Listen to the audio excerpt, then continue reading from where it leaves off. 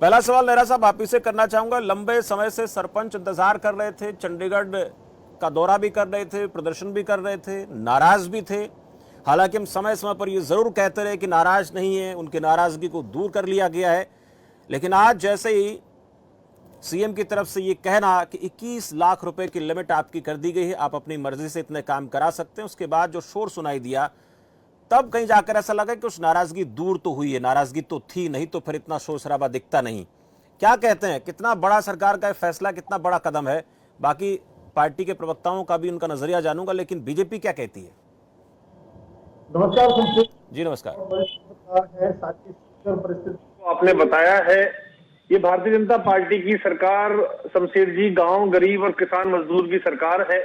और जिस तरह से माननीय मुख्यमंत्री श्री नायब सैनी जी ने लगातार निर्णय लिए हैं, माननीय मुख्यमंत्री जो पूर्व में रहे हैं श्री मनोहर लाल जी के जो अच्छे कार्य हैं उनको आगे बढ़ाने का काम किया है।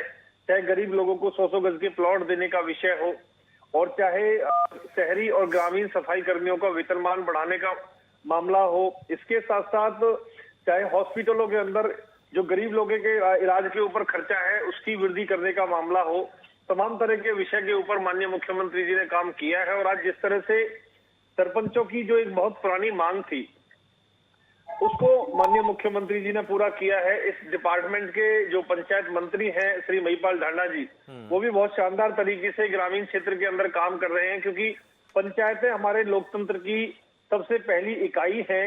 भारत की आत्मा गांव में बसती है शमशेर जी, और इसी को देखते हुए 2014 के बाद से भारतीय जनता पार्टी की सरकार ने ग्रामीण विकास के जो हमारा बजट है उसको 5 गुना हमने बढ़ाने का काम किया है। 60% बजट ग्रामीण विकास के ऊपर खर्च करने का जो संकल्प है उसको लगातार हमने पूरा किया है। इसी कड़ी में आज जिस तरह से राष्ट्र सेवा के इस अभियान को पूरा करते हुए माननीय प्रधानमंत्री श्री नरेंद्र मोदी जी के नक्शे कदम पर आगे बढ़ते हुए मुख्यमंत्री श्री नायब सैनी जी ने जिस तरह से घोषणा की है कि अब सरपंच अपने विवेक से 21 लाख रुपए के जो काम है वो करा सकते हैं, बिना टेंडर के करा सकते हैं। मुझे लगता है बहुत बड़ी सौगात सरपंचों को माननीय मुख्यमंत्री जी ने दी है, उनकी पुरानी मांग जिसको पूरा किया है। किसी काम के लिए अगर मिट्टी का भर्त सरपंच करते हैं, उसके लिए अलग से रेजोल्यूशन पास करते हैं तो उसके लिए भी अलग से उनको पैसा मिलेगा। HEW का जो पोर्टल है उस पर सरपंच द्वारा रेजोल्यूशन अपलोड करने के 10 दिन के बाद में जेई को एस्टिमेट बना करके अपलोड करना पड़ेगा। ये भी एक बहुत बड़ा निर्णय है, क्योंकि कई बार डिले का विकास के कामों का जब होता था उसको लेकर के ये एक विषय ध्यान में आया है। सरपंचों को प्रशासनिक कार्यों के लिए बाहर जाने पर 16 रुपए प्रति किलोमीटर के हिसाब से जिस तरह से TADA देने का फैसला माननीय मुख्यमंत्री जी ने किया, ये भी बहुत सराहनीय है। जिला या उपमंडल स्तर पर कोर्ट में पैरवी के लिए जो पहले 1100 और 5500 रुपए की सहायता राशि थी उसको बढ़ाकर के 5500 से अब 33,000 उच्चतम न्यायालय तक के लिए किया गया है। ये बहुत बड़ा एक निर्णय है। राज्य स्तरीय कार्यक्रम होने पर पहले ग्रामीण क्षेत्र के अंदर सरपंच को कई बार नहीं पूछा जाता था, अब सरपंच को जो कुर्सी है उसकी और DC SP के साथ में लगेगी, तो एक सरपंच का सम्मान बढ़ाने का काम हमारी सरकार ने किया है। ग्राम पंचायतों के लिए 3,000 जो कंप्यूटर ऑपरेटर नियुक्त किए हैं सरकार ने, वो एक बहुत बड़ा फैसला है, क्योंकि पहले ही हरियाणा पूरे देश के अंदर पढ़ी लिखी पंचायतों वाला राज्य है। अब कंप्यूटर ऑपरेटर आने से जो गांव के काम है, विकास के काम है, तेजी से होंगे। जो अपंजीकृत ठेकेदार हैं ठीक है उनको नरा 50 साहब, एक लाख सवाल, तक के ठीक है, काम ये करने का। आपने बड़ी बातें कही, सीएम साहब ने भी कहा और ग्राफिक्स के माध्यम से हम चीजें दिखा भी रहे हैं, लेकिन एक सवाल मेरा आपसे इस विषय पर यह है कि इस बात को लेकर तो सरपंच लंबे समय से मांग कर रहे थे, अब अचानक से ये ऐलान होना, पहले 5 लाख रुपए तक की लिमिट दी जाती है, उसके बाद इसको 21 लाख आज बड़ी घोषणा कर देना, तो क्या ये जो ऐलान आज हुआ है इसकी मांग तो बहुत पहले से हो रही थी, लेकिन इसका जो समयावधि है, टाइमिंग जो है, उस पर आपका क्या कहना है? क्या पहले सरकार को इस बात का अंदाजा नहीं था कि ऐसा होना चाहिए? और जो सरकार लगातार एक बात कहती थी कि इससे ट्रांसपेरेंसी आएगी, इससे जो ग्रामीण क्षेत्रों में बिना ई टेंडर के काम होते हैं उससे कहने के धांधली का अंदेशा बना रहता था कि कोई गड़बड़ हो सकती है, तो अब के 21 लाख रुपए तक के काम में किसी प्रकार की गड़बड़ी की आशंका नहीं है? अब अचानक से हम गांव को पूरी तरह से सरपंचों का अधीन छोड़ देंगे क्या? देखिए, बाकी जो सरपंचों की मांग थी आज शमशेर जी उसको पूरा किया है, और ये भारतीय जनता पार्टी की जो सरकार है ये सही मायने में योजना बना के जमीन पे उसको हम उतारते हैं। जिस तरह से फीडबैक मिलता है आगे का काम उस तरह से शमशेर जी होता है। सरपंचों ने पूरे हरियाणा प्रदेश के अंदर मिलकर के ये कहा कि ये लिमिट बढ़नी चाहिए, तो माननीय मुख्यमंत्री जी ने लिमिट इसको बढ़ाने बढ़ाने की का मांग काम तो बहुत लंबे समय से कर रहे थे। अब हमें उनकी याद अब आई है या सरकार को लगा कि अब सही मौका, अब सही समय है? और जैसे 21 लाख रुपए की मांग पहले कर रहे थे तो पहले एक संदेह जाहिर किया जा रहा था कि ई टेंडर के बिना कोई काम होते हैं तो उनमें कहीं ना कहीं गड़बड़ी हो सकती है, अपनी मर्जी से कोई कुछ भी करा सकता है, पैसे का कोई घालमेल हो सकता है, इस बात की आशंकाएं थी। और जब इस प्रकार से कोई काम होता है तो अंदेशा बढ़ भी जाता है। तो क्या माना जाना चाहिए कि सरकार को लग गया कि नहीं, 21 लाख तक के काम में कोई धांधली नहीं होगी? शमशेर जी देखिए, ई टेंडरिंग के मामले में भी सरपंच की पूरी सहमति जरूरी थी, उससे सहमति लेके ही काम होता।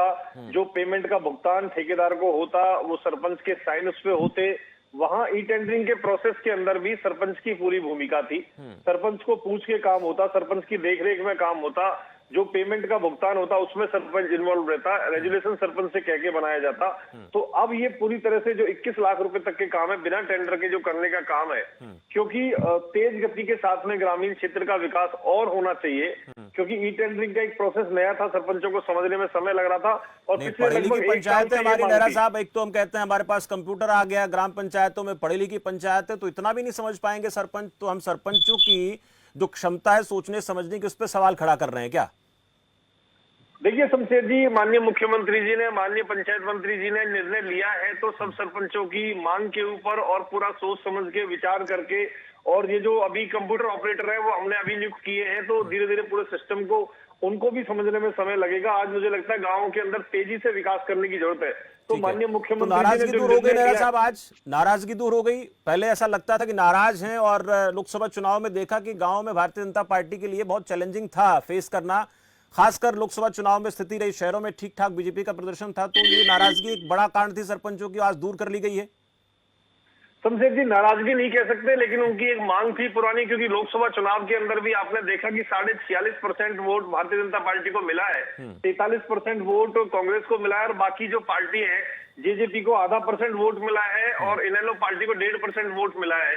तो मुझे लगता है इसका कोई ज्यादा फर्क नहीं है। और भारतीय जनता पार्टी ने 5 लोकसभा की सीटें, एक करनाल विधानसभा का उपचुनाव यानी 6 सीटें, और राज्यसभा की सीट जो खाली हुई है दीपेंद्र जी के जाने से, वो भी एक तरह से कांग्रेस को नुकसान है। वहां पे भी हम जीतेंगे, तो एक तरह से 7 सीटें हमने जीती हैं। ठीक है। और इसके अलावा 5 सीटों पे उनको सफलता मिली है, तो वोटिंग शेयर आज भी हमारा 3.5% ज्यादा। ठीक है नेहरा साहब, आपके पास लौटूंगा, आपसे कई सवालों के जवाब मैंने लेने की कोशिश की, अब बाकी प्रवक्ताओं के पास भी जाते हैं। शमशेर जी 3,17,000 वोट हरियाणा प्रदेश के अंदर लोकसभा चुनाव में भी भारतीय जनता ठीक है। पार्टी को ज्यादा मिली है, 3,17,000 वोट। चलिए, आप कहते हैं कि नाराजगी नहीं थी,